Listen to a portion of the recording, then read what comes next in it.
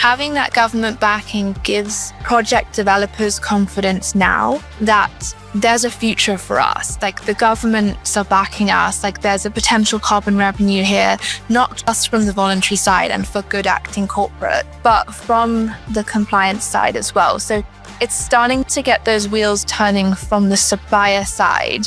So developers can be confident that they can invest their money into getting the projects off the ground. Carbonsations, today's carbon industry leaders. Are you passionate about climate action and staying on top of the latest trends in the world of carbon capture, removal, and markets? Then the Carbon Herald has you covered. Every week, we bring you the top news, breakthroughs, and insights from the world of carbon management, delivered straight to your inbox. No fluff, no jargon, just the essential info you need to stay informed. So whether you're a climate professional or just someone who cares, make sure you're subscribed. Visit carbonherald.com and sign up today for our weekly newsletter. Welcome to the Carbonsations podcast, where we speak to some of the leading figures in the emerging carbon industry. Today, we're speaking to Fiona Perera, Manager of Methodology Development and Innovations at Gold Standard. Fiona, I'm really glad to welcome you here today. Now, before we dive deep into all the very important work you do at Gold Standard, I'd like to first take a step back and talk about what you used to do before all this, as it's always a very curious matter given how new this industry still is. Yeah, sure. And thank you so much for having me. I'm really excited to be here. Taking a step back from the beginning, I started at university. I did my degree in environmental sciences. I was obsessed with rocks as a kid. This degree had rocks in it, and that was kind of, I think, the extent of my decision making at that time. Then after my degree, I wasn't quite finished studying, so I stayed on and did a PhD in materials chemistry. And it was during this research that was one of my kind of first direct experiences with sustainable development. So I worked to remediate toxic mining waste, some really nasty stuff containing arsenic, containing uranium. And this was contaminating the local environment and posing a real risk to human health. So I found that the application of my science and research to something so important, very rewarding. So after I finished my PhD and this work, I went into consulting full-time to continue the application of science and R&D for real-world problems. But in consulting, I found what I didn't like was the projects were quite short-lived. And I felt like my work wasn't contributing to a kind of single greater purpose or mission like it had in my PhD.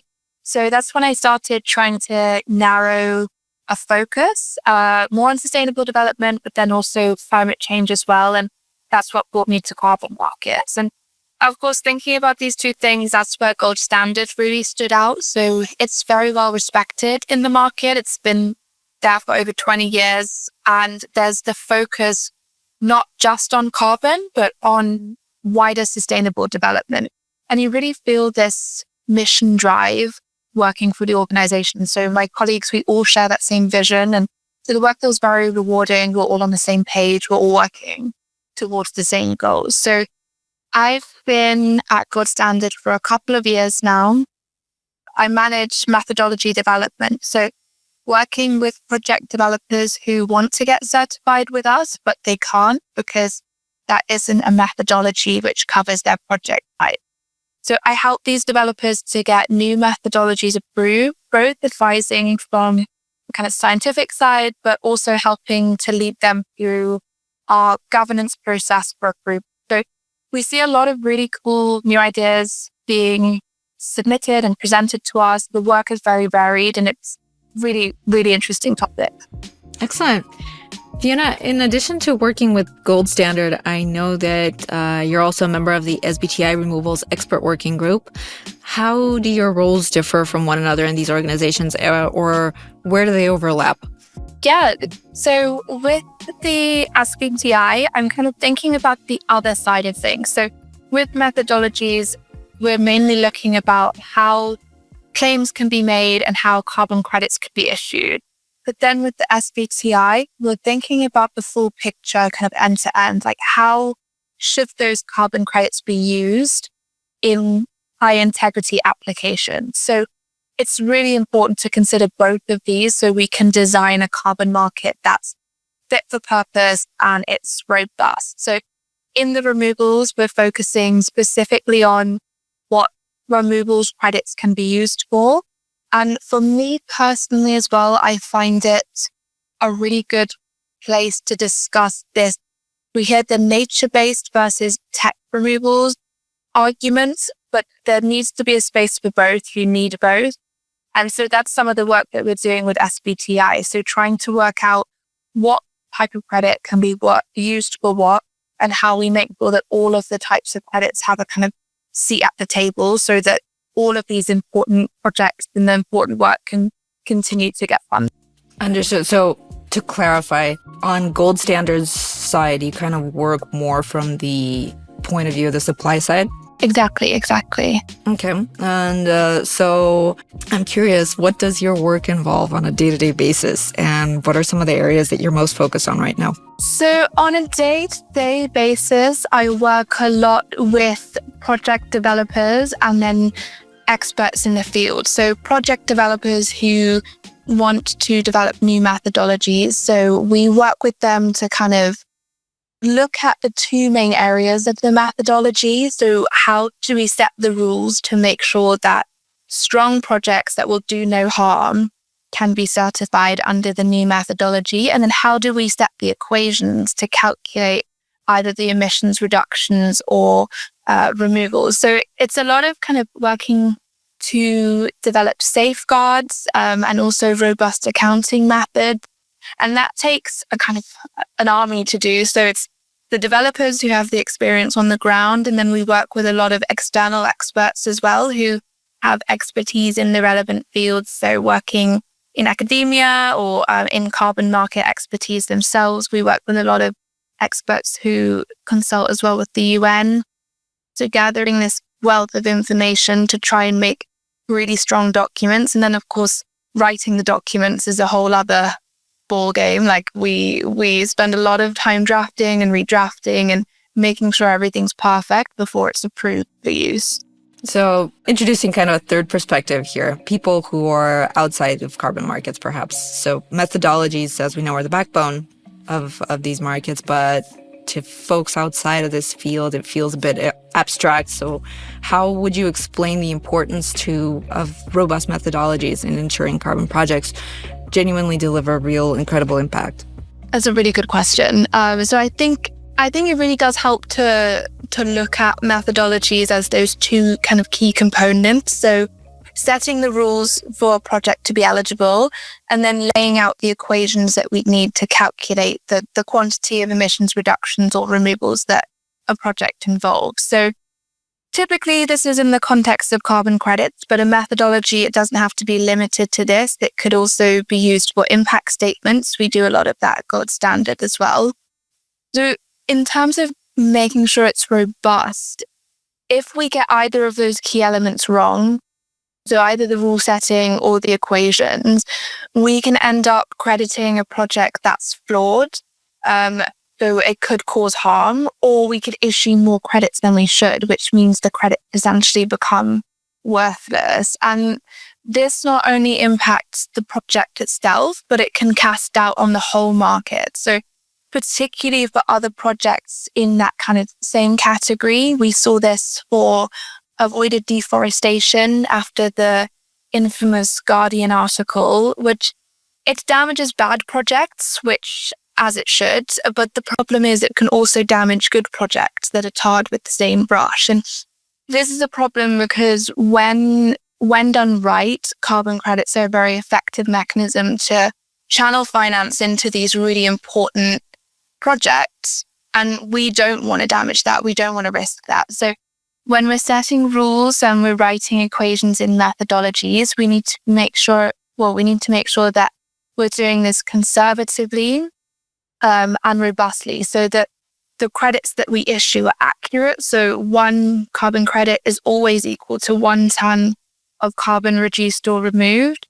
But more importantly, we need to make sure that the credits will do no harm as well. Sorry, that the projects will do no harm. And on that note, I know you guys recently published the Engineered Removals Activity Requirements. I was wondering if you could walk us through that framework and tell us more about it, like who's it for and how the market will essentially benefit from this framework. Yeah, of course. So we have several methodologies in the removals scope. So I think the first one we released in 2022 that was developed with New Stock, and it covers carbon mineralization. And that was recently approved by ICDCM for CCP labeling, which is very exciting.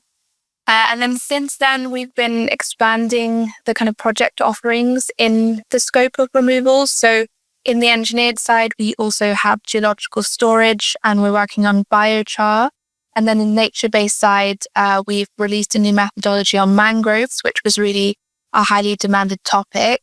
So it's important to make sure the range of methodologies and the project offerings that we can bring to the market continue to expand. And that's where then the activity requirements document comes in. So where a methodology is project specific, like your geological storage, an activity requirements document is one level above this. So it applies to multiple project types. And it's a document where we detail kind of the high level principles so that we get a consistent approach across all projects in the same sector. So Gold Standard has activity requirements for different sectors. We have community service activities. So kind of your cook stove project is an example. It would fall under that. We have renewable energy. We have blue carbon. And now we have engineered removals. So for the engineered removals, the document will include, or it does include, guidance on what's eligible for certification with us. So some of the engineered removals pathways we're not as confident in yet that we can make sure that the methodologies are robust and conservative. So some of the project types are eligible, some are not currently eligible with us. So the document includes details on that. And then a lot of the key aspects about what would need to be included for reversal risk monitoring, what happens if there is a reversal, and other important requirements such as SDG contributions and impact assessments. So these latter two are particularly important for large scale and industrial CDR projects. And so we put a very strong emphasis on that. And we're also developing guidance on how removals investments and credits should be used. So similar to the work that we've just mentioned about SBTI. So thinking about that end to end. So how should a project look? What does a good project look like? And then all the way through into how should those credits from that project be used? I'm not sure how much this applies to engineered removals exactly, but I know that Gold Standard is pretty big on co-benefits. Is that kind of an aspect of this framework? Does that apply here at all? Absolutely. So for every project that we certify, there has to be the climate action, which we'd say is SDG 13. And then there also has to be a contribution to at least 2 other SDGs. And what we find is that a lot of the really successful projects are contributing to a whole suite of different sustainable development goals. And these are often then what's referred to as the co-benefits. So we know that carbon and climate change, they're not the only problems, unfortunately, that we face. And they're not the only areas in which we can deliver a positive benefit. So we can do much better than that. So taking, for example, a New Stock project, if it's in an industrial area, which is having a lot of operations phased down, we see that in the UK a lot. We're moving away from energy intensive steel production, for example. And then when that factory closes, there's a loss of jobs in the communities, and that can have a whole ripple effect. So we can take industrial and engineered projects and think about where we're putting them and position them in a way to help to facilitate the just transition. And then that has a whole suite of SDG impacts that it can contribute towards, particularly if we're really thoughtful and careful about how these projects are hiring, making sure that gender equality is like paramount during the hiring process, And we can think about projects in this wider scope by how else they can contribute to the communities. So there's this whole domino effect of positive benefit that we can kind of unlock and prioritize. We don't have to limit ourselves to carbon or get what I've heard phrased as carbon tunnel vision, which I think really is a good way to put it. So a lot of our projects, they also create jobs, community resilience, improve water quality, gender equality. Like I said, there's a lot of potential to protect and enhance ecosystems, and then supporting the just transition, particularly for these engineered projects. So at Gold Standard, we require this broader benefit. And not only do we require it, but we also need to make sure that it's quantified and verified so we can make sure that the benefits are actually happening. And that's as equally as important as the carbon impact itself. And it doesn't have to just sit alongside the carbon benefit as a kind of tick box, but these co-benefits, these SDG impacts, they also feed into and enhance the projects themselves. So, for example, in the removal space, if we look at project durability, if a removal project engages with and benefits the community, the project will almost definitely have a longer lifetime. So it's much more powerful when you get the carbon benefit, but the communities and the ecosystems, they are also benefiting. And that's where we see, like I said, the most impactful work and the strongest projects. I'm curious on that note whether communication is somehow included in the frameworks, because I remember that a couple of years ago, this was kind of a big discussion of how we communicate carbon removal to the general public and how companies, project developers work together with communities in order to, to see these projects through. I was curious if communication is something you guys also deal with. Yes, yeah, and that's also baked into both our standard and this removals activities requirements document. So it's really important that the community is engaged from the project design stage. And so we have a whole kind of guide for project developers, or actually a requirement that the community needs to be engaged throughout the design and then the project implementation. So that's called our stakeholder engagement requirements document. And it can be a lot of work for project developers to make sure the community is engaged from the onset, and holding in-person consultations, following up with those consultations, showing how those consultations and the community's feedback is incorporated into the project itself. But we think that that's crucial not only for the kind of the fairness, like the community is impacted by the project, so they need to have a voice about the project, but it's also like in the best interest of the project itself. If there's community resistance, the project will never be successful. So it's very important to us that this is baked in from the beginning and not for one reason alone. Like it really does benefit everyone when the community is involved. Excellent. So clearly from this conversation, this is a very, very complex body of work, and I'm not sure if you'll be able to pick just one, but from the top of your head, what would you say is the toughest challenge in getting consensus and alignment across different stakeholders? The toughest challenge in getting alignment and consensus, I think it's probably making sure that everybody feels heard. And we see this as well, not in just the work that we do. I've seen this in the SBTI working groups, for example. There's a whole spectrum of different opinions. And so I think when heads kind of really butt is when someone feels like they're not being listened to. So I think that making sure everybody feels heard, making sure everybody's ideas are taken seriously.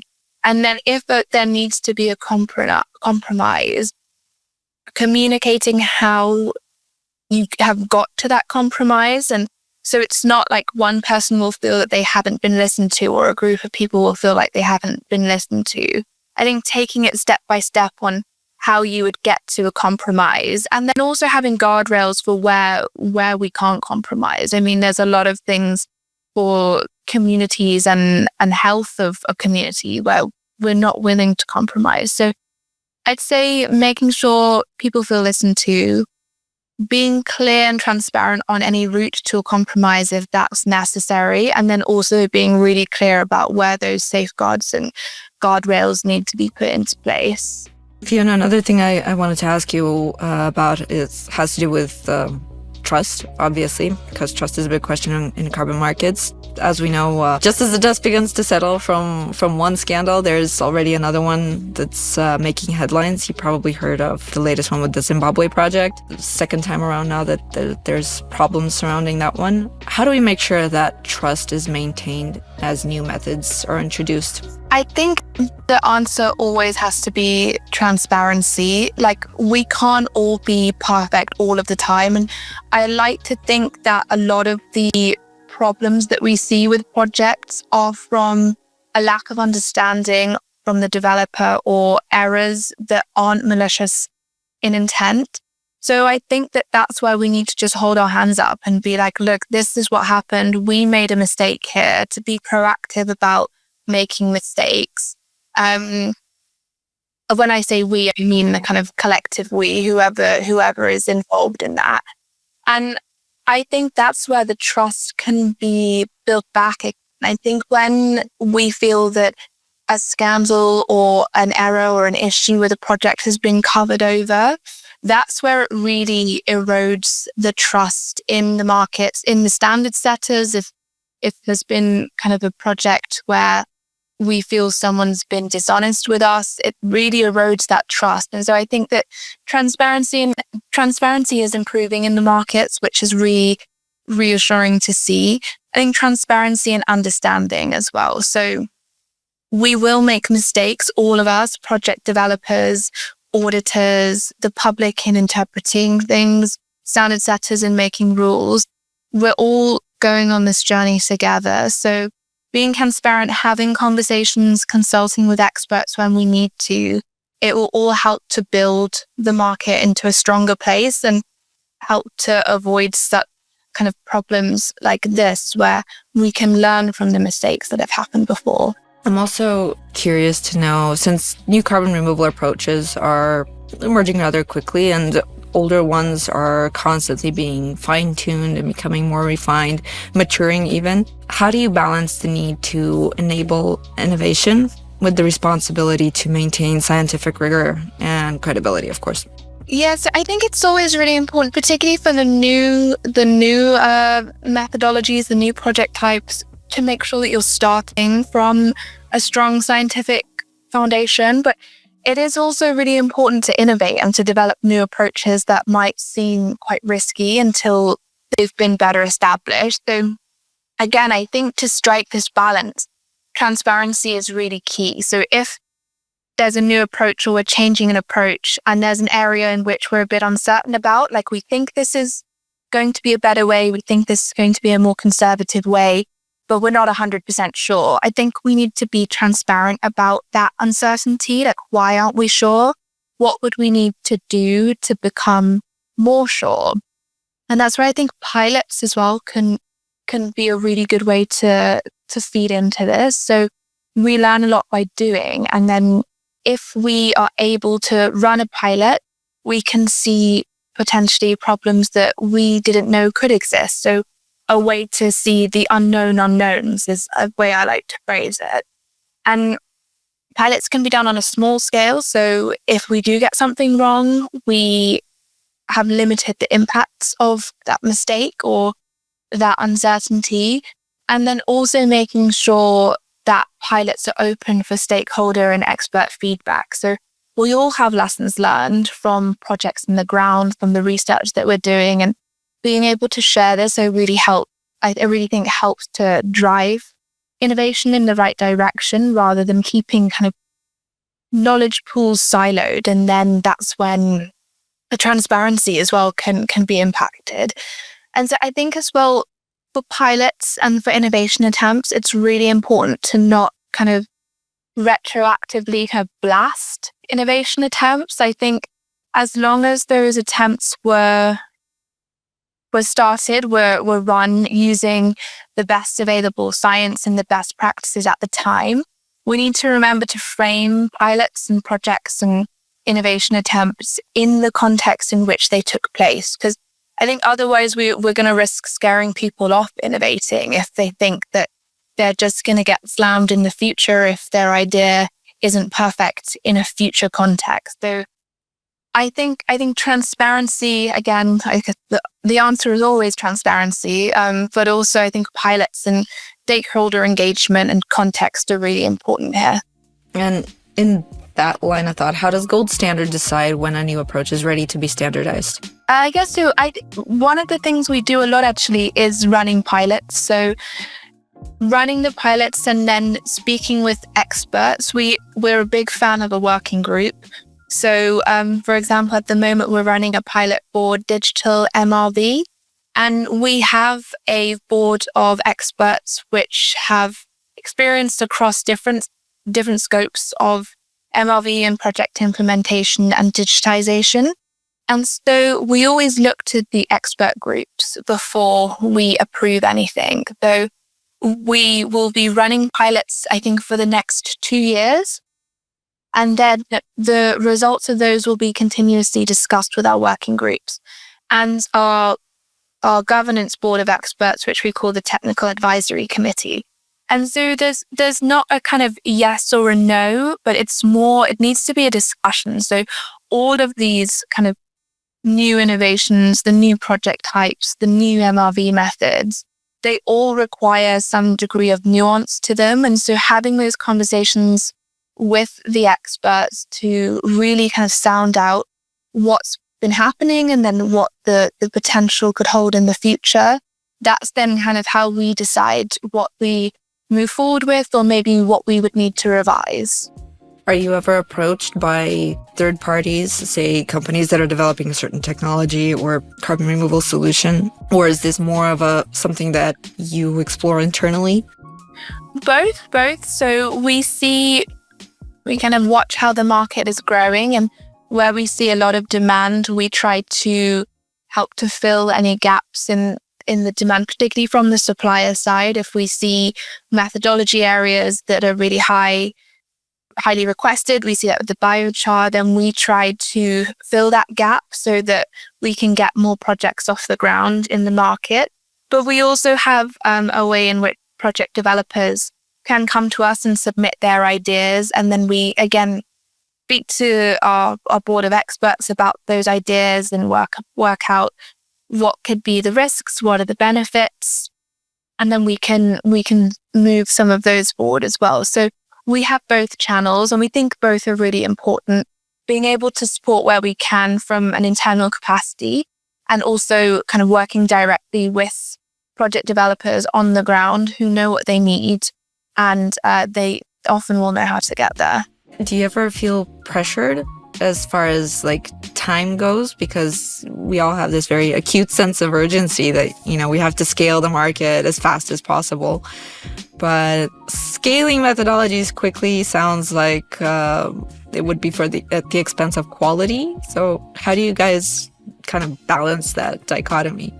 Yeah, that's a really hard one because as well, we are conscious that, for everyone, time is money, right? Like we want to get solutions across the line as quickly as we can so that the developers can get the carbon finance that they need to make their projects happen. But you're right. It doesn't serve anybody if we're churning out solutions that then have holes in them, because going back to kind of what we were saying earlier, if we end up crediting a flawed project or issuing too many credits, then that project and the market can really be damaged. So that's the end goal that we need to remember. And it's hard sometimes when there's this time pressure, particularly from the outside, to get the ideas forward. But we just have to be really strong in that we will not put anything out until we are confident that it is high integrity and that it's robust. And that's, again, where our governance process is so key. It's not us making the decisions internally.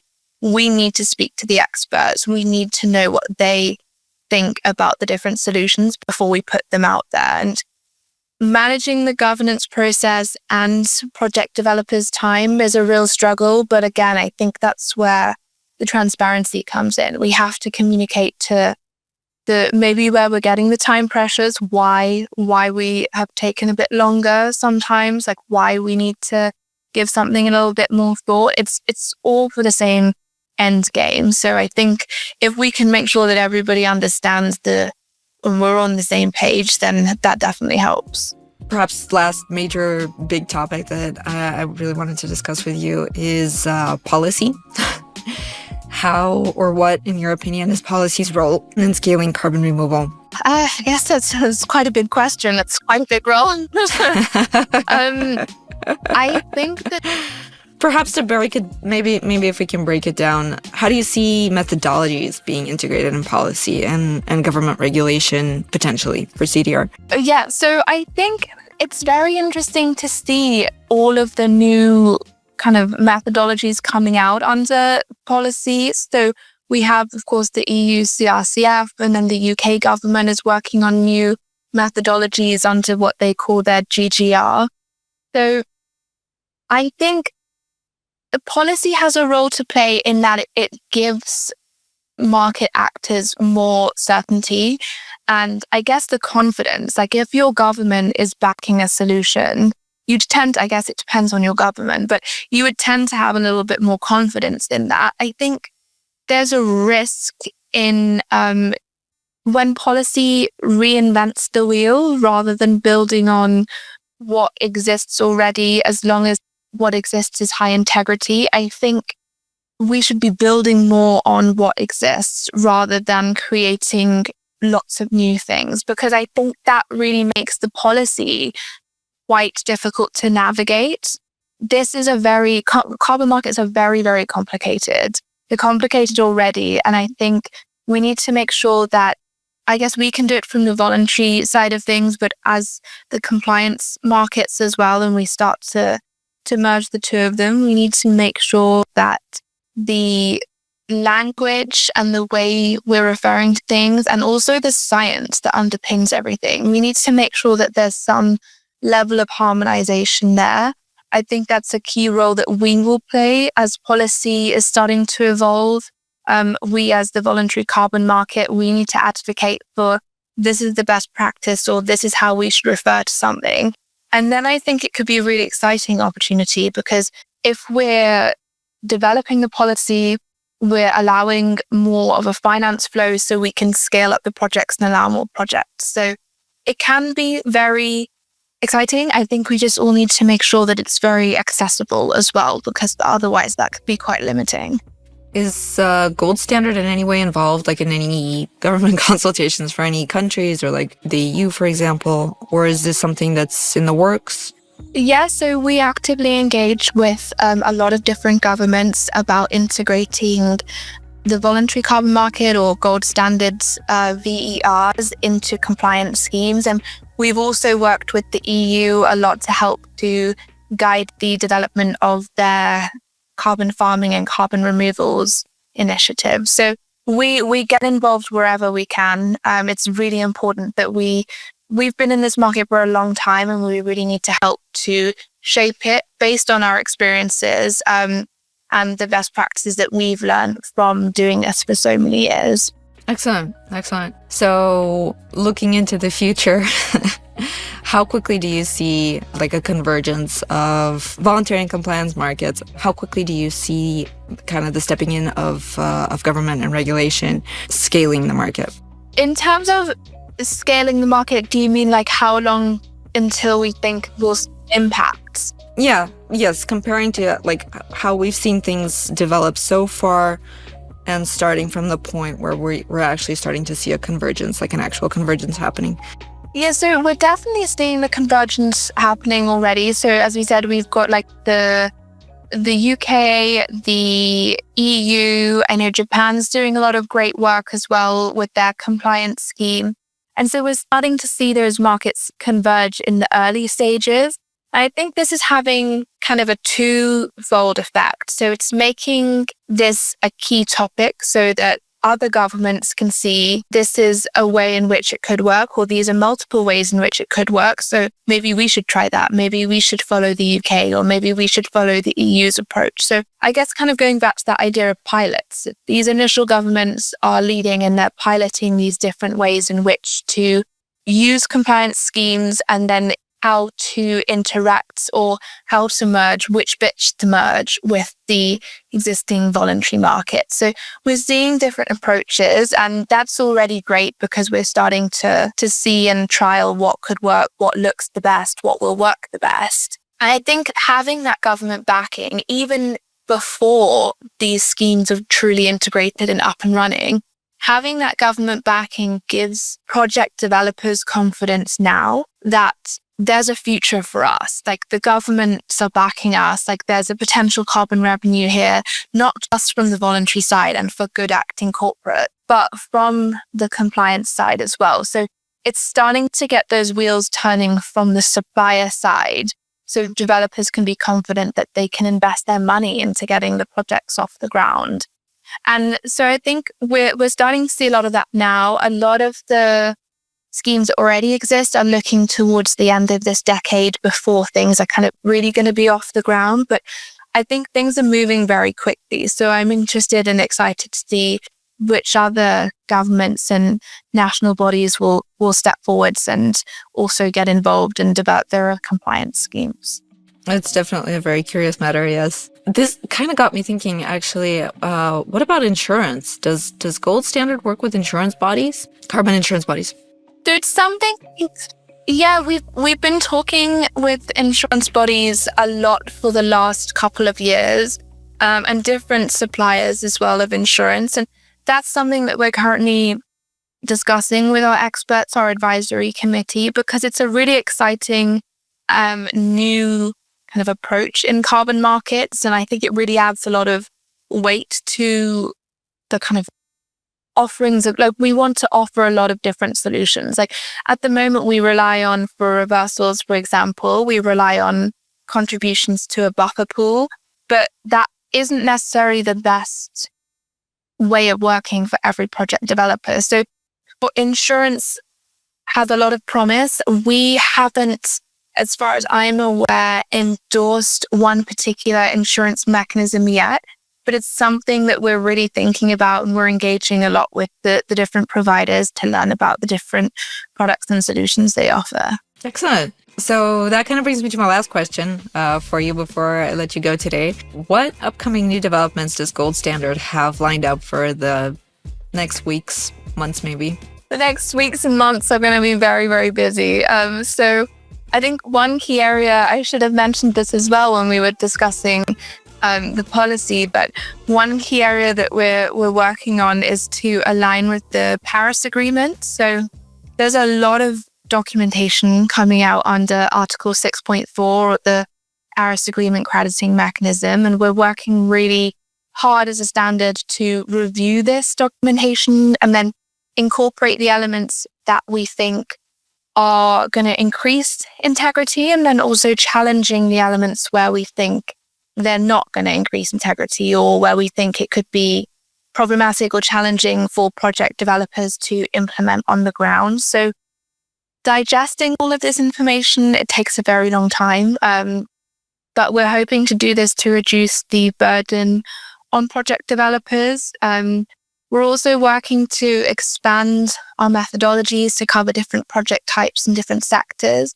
Like I said, on the engineered removal side, biochar is the one that we've been requested so heavily, and we see some gaps in the current market offerings where not all of the methodologies will allow artisan production, which is really important for the kind of SDG impact in local communities. But then we also have the promise of these large-scale industrial facilities. So we're working on something that will hopefully enable the whole spectrum of solutions, and so that's a very exciting thing that we'll hopefully have coming towards the end of the year. And not just limited to removals, of course. So we get a lot of new concepts, and we're working on a lot of new concepts in the emission reduction space. Agriculture is a key one we've been working on this year. blue carbon, and then industrial emissions paired with a just transition is another really key element that we're working to develop. And I'd say last but definitely not least, a real important part of all of this from the standards point of view is that we have expanded our team that support project developers through the certification process. So like I said, carbon markets are very, very complicated. And so we want to help developers to navigate this space. I mean, there's no good having all these methodologies if they're too complicated for people to use. So we really want to think about how we can enable project developers to use these methodologies and get their projects certified and make the real impact. So there's a lot going on. We'll definitely be busy over the next few months and seeing all of the new stuff that's coming out after COP as well, and all of the Article 6.4 work. Wow, as if your work weren't hard enough already. Excellent. Fiona, thank you so much for your time. It's been lovely to speak with you, and I have a whole new appreciation for the extremely complex and also highly important work that you guys do. Thank you again. Thank you for taking the time and for asking all of these questions. It's great to have people interested in this space in the market. So thank you. Absolutely. Much, much appreciated. If you enjoyed this episode of the Carbonsations podcast and would like to hear more conversations like this, please be sure to subscribe. We really appreciate the support.